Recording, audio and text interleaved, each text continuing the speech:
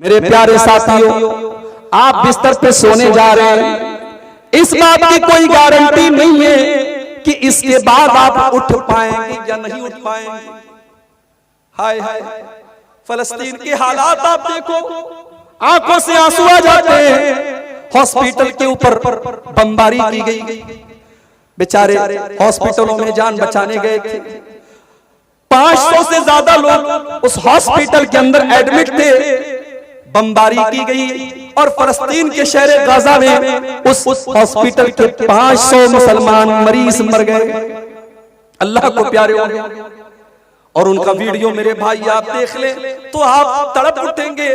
छोटे छोटे बच्चों की लाशें, उनकी कटी फटी लाशें देख करके आपका दिल तड़प उठेगा। हाय, आज मुसलमान कितना बेहिस हो चुका है। हम अपने घरों में आराम से अपनी बीवी बच्चों के साथ मजे ले रहे हैं और वहाँ हमारे ही कलमा गो भाई, हमारे ही मुसलमान भाई, आज उनके बच्चे और उनकी औरतें, उनके बूढ़े सब उनको जो है हॉस्पिटलों तक में उनको मार दिया जाता है। किसी दौर में फिरौन था, बहुत बड़ा जालिम था, बच्चों को कत्ल करवा देता था लेकिन बड़ों को छोड़ देता था। लेकिन इस वक्त का जो फिरौन है वो बच्चों को भी नहीं छोड़ रहा है, वो औरतों को भी नहीं छोड़ रहा है। और दुनिया वाले से मजम्मत कर रहे हैं, कंडेम कर रहे हैं, निंदा कर रहे हैं, करारदादे पास कर रहे हैं। दुनिया में इतने मुस्लिम मुल्क है, किसी की इतनी हिम्मत नहीं है कि जाकर के इस खून खराबे को रोक दे और फलस्तीनियों के बह रहे इस खून को रोक दे। मेरे भाइयों, हम तो बस अल्लाह से दुआ ही कर सकते कि अल्लाह हमारे उन भाइयों की मदद फरमाए। मेरे भाइयों, हम और आप बिस्तर पे सोने जाते हैं तो इस उम्मीद में जाते हैं कि सुबह सो करके उठेंगे, मगर फलस्तीन का हमारा मुसलमान भाई जब सोता है तो इस बात की कोई गारंटी नहीं होती कि रात में न जाने कौन सा हमला होगा और कौन सा रॉकेट आएगा और कौन सा मिसाइल आएगा और उनके पूरे घर को तबाह कर देगा और उनकी लाश भी जाएगी। मेरे भाइयों, उनके घरों के मलबे के आगे बैठकर एक 8 साल के बच्चे ने आयतल कुर्सी पढ़ी है। वो वीडियो भी देख करके हमें हैरत होती है कि उस कौम के बच्चे आज भी अल्हम्दुलिल्लाह उन्होंने अपने घर को खोया है, अपने माँ बाप को खोया है, अपनी जाने गंवाई है, मगर अपना ईमान नहीं खोया है। हमें अल्लाह की जात से पूरा यकीन है, उन मासूम बच्चों की जानें बेकार नहीं जाएंगी, उन शहीदों का खून बेकार नहीं जाएगा और एक दिन अर्ज़ फलस्तीन उन जालिमों के पंजे से नजात पाएगी और मस्जिद अक्सा उन जालिमों के पंजे से आजाद होगा इंशाअल्लाह। मेरे भाइयों, हम बिस्तर पे सोने जा रहे हैं, ये दुआ पढ़ रहे हैं कि ऐ अल्लाह, मैं अपने आप को तेरे हवाले कर रहा हूँ। ऐ अल्लाह, मैं अपने आप को तेरे हवाले कर रहा हूँ। वफ़व्वज़्तु अम्री इलैक, ऐ अल्लाह, मैं अपना सब कुछ तेरे सुपुर्द करके सोने जा रहा हूँ। व अलजातु ज़हरी इलैक, ऐ अल्लाह, मैं तेरी तरफ पीठ लगा करके सोने जा रहा हूँ। रग़बतन व रहबतन इलैक, ऐ अल्लाह, मैं तुझी से उम्मीद रखता हूँ, तुझी से डरता हूँ। ला मलजा व ला मंजा मिनका इल्ला इलैक, ऐ अल्लाह, जिसको तू पनाह न दे उसको कोई पनाह देने वाला नहीं, जिसको तू नजात न दे उसको कोई नजात देने वाला नहीं। आमनतु बिकिताबिकल लज़ी अंज़लता, ऐ अल्लाह, मैं तेरी किताब के ऊपर ईमान रखता हूँ जो किताब तूने उतारी है। व बिनबिय्यिकल लज़ी अरसलता, और मैं तेरे नबी के ऊपर ईमान रखता हूँ जिस नबी को तूने दुनिया में भेजा है। ये दुआ सिखाई आपने और कहा कि है बरा, रात में बिस्तर पे सोने जाओ, वजू करके आओ, दाहिनी करवट लेट जाओ, ये दुआ पढ़ो और इसको अपनी आखिरी बात बना लो। इसके बाद बातचीत मत करो। फ़इन मुत्ता मुत्ता अलल फित्रा, अगर उसी हालत में तुम्हारी मौत आ गई तो तुम जन्नत में चले जाओगे, क्योंकि तुम्हारा खात्मा तौहीद के ऊपर होगा, तुम्हारा खात्मा ईमान पर होगा, तुम्हारा खात्मा फितरत पर होगा। तो ये पहला काम हमें करना है, करेंगे इंशाअल्लाह। रात में बिस्तर पे जब भी सोने जाएं तो बस सिंपल है कि वजू करके जाएं और ये दुआ अगर याद कर सकते हो 2-4 बार याद कर लें। अच्छा, जब हजरत बरा इब्न आज़िब को नबी अकरम सल्लल्लाहु अलैहि वसल्लम ने ये दुआ सिखाई तो वो रिपीट करने लगे, वो दोहराने लगे। कभी इस पर भी गौर कीजिए, सहाबा के दौर में मोबाइल नहीं था, टेप रिकॉर्डर नहीं था। सहाबा ने अल्लाह के नबी से सुना और सुन करके याद किया और याद करके फिर उम्मत को बताया। ये कोई मामूली काम नहीं था।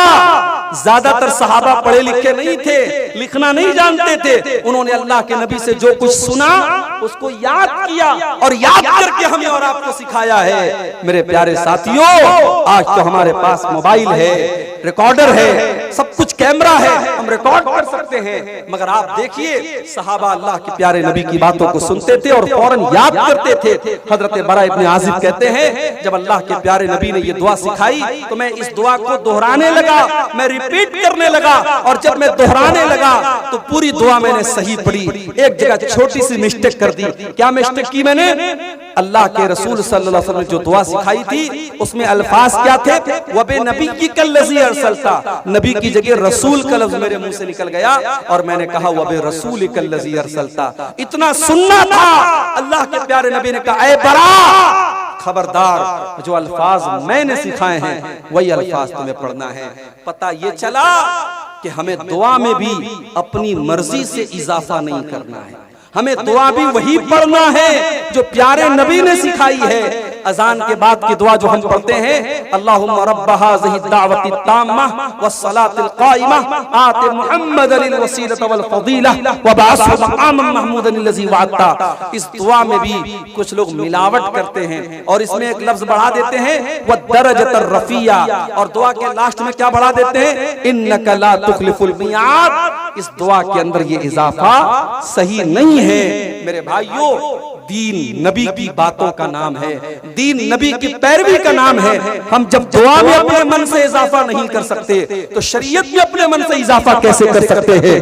दीन की तबलीग करना बहुत अच्छा काम है, मगर 3 दिन के लिए, 7 दिन के लिए, 40 दिन के लिए लोग अपना घर छोड़ दें, और जो घर छोड़े वो आलिम भी नहीं है, उसके पास खुद इल्म नहीं है, उसको खुद इल्म की जरूरत है, वो जाके लोगों को तबलीग कर रहा है। तबलीग का ये तरीका सही नहीं है। और आपके सीमांचल में अगर कुछ लोग इस तरीके से आपकी मस्जिदों में आके तबलीग कर रहे हैं तो कम से कम आप अपनी जमात के जिम्मेदारों को बताइए और ऐसी एक्टिविटी को आप अपने इलाकों में होने मत दीजिए। मेरे भाइयों, हम तबलीग के खिलाफ नहीं हैं, मगर तबलीग सबसे पहले अकीदे की होनी चाहिए, तबलीग सबसे पहले तौहीद की होनी चाहिए, और तबलीग और दावत का काम उलमा करें, जाहिलों के हाथ में इसकी कमांड नहीं होनी चाहिए।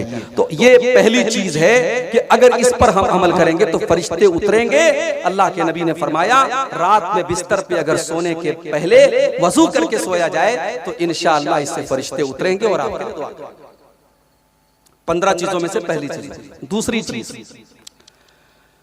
जहां पर लोग बैठ करके अल्लाह ताला का जिक्र कर रहे हैं, मिसाल के तौर पर यह जलसा हो रहा है, यह तकरीर हो रही है, और इशा की नमाज के बाद से लेकर के अभी तक यहां पे अल्लाह ताला की बातें हो रही हैं, अल्लाह का जिक्र हो रहा है। ऐसे मजलिसों में, ऐसे जलसों में, ऐसे पंडालों में अल्लाह के फरिश्ते तलाश करते रहते हैं। अल्लाह के प्यारे नबी फरमाते हैं, सही मुस्लिम की रिवायत है, इन्ना लिल्लाहि मलाइकतन सय्याहीना यल्तमिसून अहल ज़िक्री। अल्लाह ताला के कुछ फरिश्ते ऐसे हैं जो तलाश करते रहते हैं कहां पर लोग अल्लाह ताला का जिक्र कर रहे हैं, कहां पर अल्लाह ताला की बातें हो रही हैं। जब उनको ऐसी कोई मजलिस नजर आती है, ऐसी कोई जगह नजर आती है, फरिश्ते आपस में कहते हैं हलुम्मू इला हाजतिकुम, देखो यहाँ पर हमारे मतलब का काम हो रहा है, यहाँ पे कुरान बयान हो रहा है, यहाँ पे हदीस बयान हो रही है, यहाँ पे अल्लाह और उसके रसूल की बातें हो रही हैं। फिर फरिश्ते उस मजलिस को अपने परों से घेर लेते हैं, उस मजलिस में फरिश्ते उस मजलिस को घेर लेते हैं। उसके बाद जब ये फरिश्ते अल्लाह ताला के पास जाते हैं, अल्लाह ताला पूछता है, ऐ मेरे फरिश्तों, तुमने मेरे बंदों को किस हाल में पाया, मेरे बंदे क्या कर रहे थे? फरिश्ते जवाब देते हैं, अल्लाह युमज्जिदूनका व यहमदूनका व युकब्बिरूनका। ऐ अल्लाह, तेरे बंदे तेरी बड़ाई बयान कर रहे थे, तेरी बुजुर्गी बयान कर रहे थे, तेरी तकबीर बयान कर रहे थे। ऐ अल्लाह, तेरे बंदे तेरा नाम ले रहे थे। फिर अल्लाह पूछता है, फरिश्तों क्या मेरे बंदों ने मुझे देखा है? फरिश्ते कहते नहीं है अल्लाह, तुझे देखा तो नहीं। कहा है फरिश्तों, अगर मेरे बंदों ने मुझे देखा होता तब क्या करते? कहा अल्लाह, तेरा और नाम लेते, तेरा और जिक्र करते, तेरी और बड़ाई बयान करते। फिर अल्लाह पूछता है, अच्छा मेरे बंदे कुछ मांग रहे थे? कहा अल्लाह, जन्नत मांग रहे थे। अल्लाह पूछता है, मेरे फरिश्तों क्या मेरे बंदों ने जन्नत देखी है? फरिश्ते कहते नहीं है अल्लाह, जन्नत देखी तो नहीं। कहा अगर जन्नत देख लेते तो क्या करते? कहा अगर जन्नत देख लेते तो ऐ अल्लाह और ज्यादा जन्नत का सवाल करते, और ज्यादा जन्नत में जाने की कोशिश करते। फिर अल्लाह पूछता है कि ऐ फरिश्तों, क्या मेरे बंदे किसी चीज से मेरी पनाह भी मांग रहे थे? फरिश्ते कहते हाँ या अल्लाह, वो तेरी पनाह मांग रहे थे। का किस चीज से पनाह मांग रहे थे? का जहन्नम से पनाह मांग रहे थे। अल्लाह पूछता है क्या मेरे बंदों ने जहन्नम देखी है? फरिश्ते कहते नहीं है अल्लाह, जहन्नम देखी तो नहीं। कहा अगर जहन्नम देख लेंगे तो क्या होगा? कहा अल्लाह, जहन्नम से और ज्यादा भागेंगे, और ज्यादा दूर हो जाएंगे, और ज्यादा बचने की कोशिश करेंगे। अल्लाह फरमाता है मेरे फरिश्तों गवारो, जब मेरे बंदे मेरा नाम ले रहे हैं, मेरा जिक्र कर रहे हैं, मुझसे जन्नत का सवाल कर रहे हैं, जहन्नम से पनाह मांग रहे हैं, ऐ फरिश्तों मैं तुमको गवाह बना के कहता हूं, मैंने अपने उन बंदों को माफ कर दिया, मैंने उनको बख्श दिया, उनको जन्नत का हकदार बना दिया। फरिश्ते कहते हैं अल्लाह, उनमें एक आदमी ऐसा भी था जो तेरा जिक्र करने के लिए नहीं बैठा था, जो कुरान और हदीस की बातों को सुनने के लिए नहीं बैठा था, वो तो गुजर रहा था, वो तो वहां से जा रहा था, देखा यहाँ कुरान और हदीस की बातें हो रही हैं, अल्लाह का जिक्र हो रहा है, वो भी बैठ गया। अय अल्लाह ताला, क्या उसकी भी बख्शिश हो जाएगी? क्या उसको भी तू माफ कर देगा? अल्लाह ताला फरमाता है हुमुल जुलसा ला यशका बिहिम जलीसुहुम, ऐ मेरे फरिश्तों, ये वो मजलिस है जहां पर जो बैठ गया वो बैठ गया, यहाँ पे कोई बदनसीब नहीं है, यहाँ पे मैं सबकी मग़फ़िरत कर दूंगा, जो पहले से बैठा था उसको भी माफ कर दूंगा, जो किसी और काम से आया था और बैठ करके सुनने लगा मैं उसको भी बख्श दूंगा। तो ये दूसरा काम। आजकल बड़ी तकरीरें हो रही हैं आपके इलाके। अभी कल जो है सोनबरसा में मेरी प्रोग्राम है, वहां भी मेरा खिताब है। फिर 22 तारीख को चरखी में प्रोग्राम है, वहां पर भी मुझे खिताब करना है। 23 तारीख को हत्ती दियारा क्या नाम है, वहां पर भी प्रोग्राम है, हतिया दियारा वहां पर भी है। तो करीब करीब में 8-10 किलोमीटर की रेंज में बहुत सारे प्रोग्राम हो रहे हैं। अब हमारे बहुत सारे भाई कहते हैं अरे यार हाँ, कल 28 को हाजीपुर में है, और इसी तरीके से कई एक प्रोग्राम है आपके इलाके में। अब बहुत सारे लोग कहते हैं अरे मौलवी साहब कितनी तकरीर सुनेगा भाई, क्या पता जिन्नात गुजर रहे थे, अल्लाह के नबी कुरान पढ़ रहे थे, जिन्नात ने सुना और ईमान ले आए। कभी कभी कोई एक तकरीर, कोई एक बात हमारे दिल की दुनिया बदल सकती है मेरे भाई। इसलिए तकरीरों में जाओ, और ये चंदे के प्रोग्राम होते हैं, अल्लाह ने आपको माल दिया है। कब्रिस्तान का आज के जलसे में कब्रिस्तान के लिए चंदा हो रहा है, कहीं और मदरसे के लिए होता, आप जाएंगे, जो भी अल्लाह ताला ने हैसियत दी, 1000, 5000, 10,000, 1 लाख, जो भी आप दे सकते देंगे, वो अलग आपको सवाब मिलेगा। इसलिए मेरे भाइयों, दीनी मजलिसों में जाने से भी अल्लाह ताला के फरिश्तों की रहमत हमें मिलती है। तो ये दो चीजें होती हैं। नंबर 3, कुरान करीम की तिलावत करने से भी फरिश्ते उतरते हैं। दलील क्या है?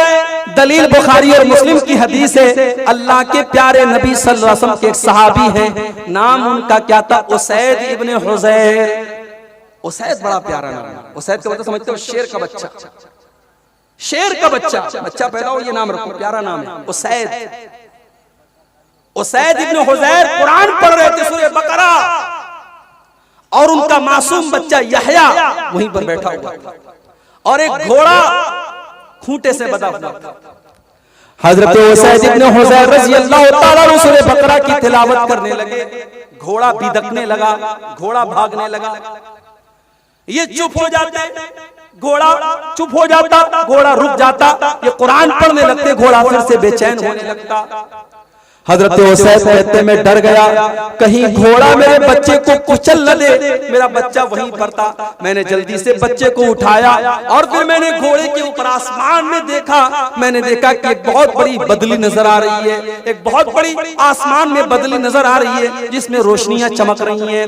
मुझे बात समझ में नहीं आई। जब सुबह हुई, मैंने अल्लाह के प्यारे नबी जनाब मोहम्मद रसूलुल्लाह सल्लल्लाहु अलैहि वसल्लम को ये वाक़या सुनाया। आपने फरमाया इक़रा या हुज़ैर, इक़रा इब्न हुज़ैर, ऐ इब्न हुज़ैर, जब तू कुरान पढ़ रहा था तो तुझको और पढ़ना चाहिए था, तुझको और पढ़ना चाहिए था। मैंने कहा अल्लाह के नबी, मैं डर गया, मेरा मासूम बच्चा वहीं पर बैठा था। मैं डर गया कि घोड़ा बेचैन हो रहा है, घोड़ा बिदक रहा है, कहीं घोड़ा मेरे बच्चे को रौंद न दे। और मैंने आसमान में देखा तो बदली थी, आसमान में एक साइबान था और उसमें रोशनियां चमक रही थी। अल्लाह के प्यारे रसूल सल्लल्लाहु अलैहि वसल्लम फरमाया कि ऐ उसैद इब्न हुज़ैर, वो आसमान की बदलियां क्या थी, क्या तुम जानते हो? कहा नहीं है अल्लाह के नबी, मैं नहीं जानता। आपने फरमाया वो अल्लाह के फरिश्ते थे। जब तुम कुरान पढ़ रहे थे, अल्लाह के फरिश्ते तुम्हारी कुरान की तिलावत को सुन रहे थे, और अगर तुम पढ़ते रहते तो फरिश्ते सुनते रहते, और सुबह हो जाती तो फरिश्तों को आम लोग भी देख लेते। अगर तुम पढ़ते रहते तो फरिश्ते वहां पर बैठ करके तुम्हारी तिलावत की आवाज सुनते रहते। पता ये चला कि जब हम कुरान पढ़ते हैं तो कुरान पढ़ने से भी फरिश्ते उतरते हैं और फरिश्ते हमारी कुरान की तिलावत को सुनते हैं। इसलिए मेरे भाइयों, आज तो हालत क्या है, आज हालत क्या है हमारी? अपने नौजवानों से पूछना चाहता हूं, मोबाइल के बगैर कितनी देर रह सकते? मोबाइल स्विच ऑफ हो जाए, बैटरी खत्म हो जाए तो नौजवान ऐसा बेचैन हो जाता है जैसे परिंदे का पर कतर दिया जाए। जब तक मोबाइल में चार्जिंग ना हो जाए, मोबाइल ऑन ना हो जाए और ये पता ना चल जाए मेरे स्टेटस को कितने लोगों ने देखा, मेरे फेसबुक की पोस्ट को कितने लोगों ने लाइक किया, कितने लोगों के मिस कॉल आए, कितने लोगों के मैसेज आए, तब तक नौजवान को चैन नहीं मिलता। मेरे नौजवान भाइयों, कभी सीने पर हाथ रख करके ये भी देखो और गौर करो, आखिरी बार आपने कुरान कब उठाया था? आखिरी बार आपने कुरान को कब हाथ लगाया था? शायद कितने नौजवान होंगे, शायद, मैं यकीन के साथ नहीं कहता, शायद उन्होंने आखिरी बार रमजान में कुरान को छुआ था, उसके बाद जरूरत नहीं पड़ी है। ताकों में सजाया जाता हूँ, हाथों में उठाया जाता हूँ, पढ़ पढ़ के सुनाया जाता हूँ, आंखों में लगाया जाता हूँ। कुरान शिकायत कर रहा है, ओ लोगों, तुम मुझे आंखों से लगा करके चूमते हो, रेशम के कपड़े में लपेट के रख देते हो, लेकिन मेरी तिलावत नहीं करते, मेरे ऊपर गौर नहीं करते, मुझे समझने की कोशिश नहीं करते। मेरे प्यारे साथियों, आपका कोई दोस्त आपको मैसेज करे और आप मोबाइल में उसके मैसेज को इग्नोर कर दें, उसके मैसेज को नजरअंदाज कर दें, आपका दोस्त आपसे नाराज हो जाएगा, तूने मेरे मैसेज को देख करके क्यों इग्नोर कर दिया? ये कुरान भी तो अल्लाह ताला का मैसेज है, ये कुरान भी तो अल्लाह ताला का पैगाम है। हमारे घर में कुरान रखा हुआ है। मेरी माँ बहनों, मेरे भाइयों, हम 5 मिनट भी 24 घंटे में कुरान के लिए नहीं निकालते। कितने बड़े जालिम हैं। दूसरों को जालिम बाद में कहो, पहले ये सोचो हम कितने बड़े जालिम हैं। कुरान के साथ हमने कितनी नाइंसाफी की है। कुरान पढ़ा करो मेरे भाई, कुरान पढ़ने से नेकी भी मिलेगी, बरकत भी मिलेगी। अभी परसों जुमा का दिन है, जुमा के दिन थोड़ा सा टाइम निकालो, 15 मिनट 20 मिनट में सूरह कहफ पढ़ लो। अल्लाह के प्यारे हबीब फरमाते हैं, जो जुमा के दिन सूरह कहफ पढ़ता है, अगले जुमा तक अल्लाह ताला उसको एक नूर अता करता है, एक रोशनी अता करता है। भाई 15 मिनट कुरान पढ़ो, एक हफ्ते के लिए आपको बरकत मिलेगी, अल्लाह की तरफ से नूर मिलेगा। और क्या चाहिए? तो कुरान की तिलावत ये बहुत बड़ा काम है। कुरान अगर आप पढ़ेंगे, अल्लाह के फरिश्ते उतर करके आपके लिए दुआ करेंगे और आपकी तिलावत को सुनेंगे। तो ये हो गई तीसरी चीज। चौथी चीज जिसको करने से फरिश्ते उतरते हैं, किसी मदरसे में जाओ और जाकर के देखो, हाफिज जी और मौलवी साहब बैठ करके कुरान पढ़ा रहे हैं और 20, 25, 50 बच्चे बैठ करके कुरान पढ़ रहे हैं। जिस मजलिस में कुरान पढ़ा जाता है, पढ़ाया जाता है, वहां पर भी अल्लाह ताला के फरिश्ते उतरते हैं। सही मुस्लिम की रिवायत, अल्लाह के प्यारे नबी फरमाते हैं, मजतमा कौमुन फी बैतिन मिन बुयूतिल्लाहि व यतदारसूनहु बैनहुम। जब अल्लाह ताला के कुछ बंदे बैठ करके कुरान की तिलावत करते हैं, कुरान को पढ़ते हैं, कुरान को पढ़ाते हैं, इल्ला नज़लत अलैहिमुस सकीना व गशियतहुमुर रहमा व हफ़्फ़तहुमुल मलाइका व ज़करहुमुल्लाहु फी मन इंदहु। जब अल्लाह के बंदे कुरान को पढ़ते और पढ़ाते हैं, ऐसी मजलिस के ऊपर सुकून नाजिल होता है और अल्लाह की रहमत उनको ढांप लेती है और अल्लाह के फरिश्ते ऐसी मजलिस को घेर लेते हैं और अल्लाह ताला ऐसी मजलिस का जिक्र अपने दरबार में करता है, अल्लाह ताला फरिश्तों के बीच में करता है। मेरे प्यारे साथियों, कुरान पढ़ने वाले बन जाओ, कुरान पढ़ाने वाले बन जाओ। आज साइंस पढ़ाने वाले टीचर और साइंस पढ़ाने वाले ट्यूशन पढ़ाने वाले की सैलरी 2000 है और इंग्लिश पढ़ाने वाले को 5000 दिया जा रहा है और कुरान पढ़ने वाले मौलवी को 500 रुपया देने के लिए लोग तैयार नहीं है। वो लोगों, हमने कुरान की वैल्यू को बहुत घटा दिया, हमने कुरान की कीमत को बहुत हल्का कर दिया। अरे कुरान के पढ़ने वाले का मकाम तो ये है, अल्लाह के प्यारे नबी फरमाते हैं खैरुकुम मन तअल्लमल कुरान व अल्लमहु, तुम में सबसे बेहतरीन इंसान वो है जो कुरान को सीखे और सिखाए। कुरान को सीखने और सिखाने वाले को कभी हकीर मत जानो।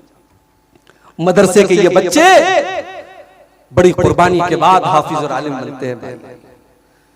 इज्जतदार और खुददार सिर्फ आप नहीं है, वो बच्चे भी हैं। बाप का लाडला है, वो मदरसे में आया है। बहुत सारे मदरसे वहां मतबक का इंतजाम नहीं है, गांव में चाजीर बंदी हुई है। बच्चा टिफिन लेता है घर घर, फकीरों की तरह घर घर टिफिन में ले जाके खाना लेता है। क्या बच्चे का दिल अंदर से नहीं कहता ये तू क्या कर रहा है? मगर बाप ने भेजा है कि तुझे आना है तो कुरान का हाफिज बन के आना है, आलिम बन के आना है। अपनी गैरत और खुददारी को कुर्बान करके वो बच्चा मेरे भाइयों घरों से जाके जागिर करता है। और कितने मदरसों में जहां मतबक का इंतजाम है वहां भी खाना कैसा बनता है, कभी जाओ। आप लोग तो शेरशाबादी लोग माशाअल्लाह बड़ा तेल मसाला खाने वाले लोग हैं। जब हम यहाँ पे खाना आता है तो लोग कहते हैं मुझे साहब झोल लेंगे, झोल और झोल ले लीजिए, झोल पर झोल डालते रहते हैं। वो मदरसों में आपको झोल नहीं मिलेगा मेरे भाई, पानी की जैसी दाल मिलेगी, बगैर छिला हुआ आलू मिलेगा।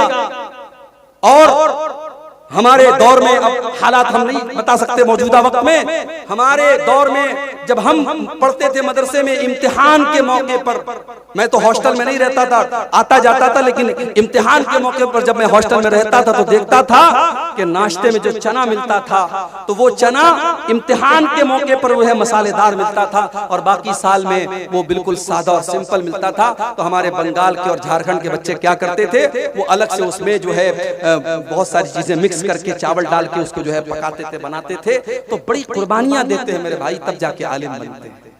इसलिए कुरान के इन हाफिजों की कदर करो, इन आलिमों की कदर करो, इनको हकीर मत समझो मेरे भाई। आपकी नजर में ये हकीर होंगे। कितने मदरसे हैं बेचारे, निजामिया मदरसे वाले मुझे लोग बताते हैं मौलवी साहब 5000 तनख्वाह है। महंगाई के इस दौर में एक लेबर, एक मजदूरी करने वाले की भी डेली की उसकी मजदूरी कम से कम 400-500 रुपया है मेरे भाई। 5000 रुपया महीने पर ये मौलवी काम कर रहा है।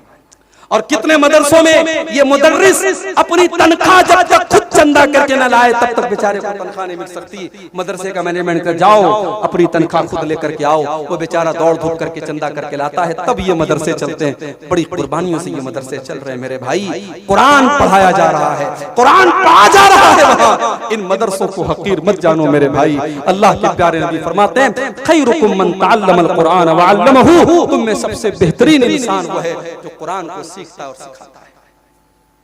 कितनी चीजें होंगी? 4 चीजें होंगी। नंबर 5, पांचवा ऐसा अमल जिसके करने पर फरिश्ते उतरते हैं। बहुत सिंपल काम बता रहा हूं। रात में बिस्तर पे सोने जाओ तो आयतल कुर्सी पढ़ लिया करो। आयतल कुर्सी अगर आप बिस्तर पे सोने के टाइम पढ़ेंगे तो क्या होगा? आइए वो हदीस भी आपको सुना देता हूं।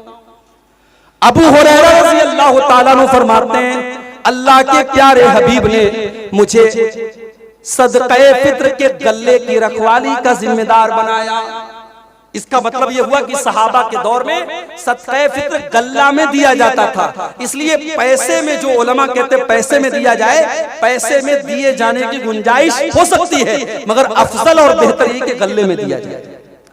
तो गल्ला 2-3 दिन पहले ही आ जाता था और हजरत अबू हुरैरा उस गल्ले की रखवाली करते थे। वो कहते हैं कि एक दिन मैंने रात में देखा कि एक चोर आया और अनाज की बोरी में से, गल्ले की बोरी में से अनाज निकालने लगा। मैंने हाथ पकड़ा, मैंने कहा क्या कर रहा है? उसने कहा भाई मैं मजबूर आदमी हूं, मेरे बच्चे भूखे मर रहे थे, मैं बड़ी मजबूरी में ये अनाज निकाल रहा हूं। हजरत अबू हुरैरा को तरस आ गया, कहा अच्छा चला जा, आइंदा ये काम मत करना। चला गया। दूसरा दिन फिर आया, हजरत अबू हुरैरा कहते फिर वही चोर चोरी करने के लिए आया और गले में से अनाज निकालने लगा, बोरी में से। मैंने फिर हाथ पकड़ा और मैंने कहा कि आज मैं तुझे नहीं छोड़ूंगा, मैं तुझे अल्लाह के रसूल के पास लेके जाऊंगा। उसने कहा छोड़ दीजिए, बहुत मजबूरी थी, मैंने बहुत मजबूरी में ये कदम उठाया है, मैं ऐसा नहीं करना चाहता था, मेरे बच्चे भूखे मर रहे हैं इसलिए मैं आया। हजरत अबू हुरैरा को तरस आ गया, कहा अच्छा ठीक है जाओ। तीसरे दिन फिर वही चोर आया और फिर हजरत अबू हुरैरा ने उसका हाथ पकड़ा और कहा बेटा आज तो तुझको नहीं छोड़ूंगा, आज मैं जरूर अल्लाह के रसूल के पास तुझको लेके जाऊंगा। उस चोर ने कहा अबू हुरैरा अगर आप मुझे छोड़ दे तो मैं आपको एक बहुत कीमती बात बताने वाला हूं। कहा बताओ क्या बात है? कहा अबू हुरैरा जब आप रात में बिस्तर पे सोने जाएं तो आयतल कुर्सी पढ़ लिया करें। जब आप आयतल कुर्सी पढ़ के सोएंगे ला यक़रबुका शैतानुन, तो कोई शैतान आपके करीब नहीं आएगा। वलन यज़ाला अलैका मिनल्लाहि हाफ़िज़ुन, और रात भर अल्लाह ताला की तरफ से एक फरिश्ता आकर के आपकी हिफाजत करता रहेगा।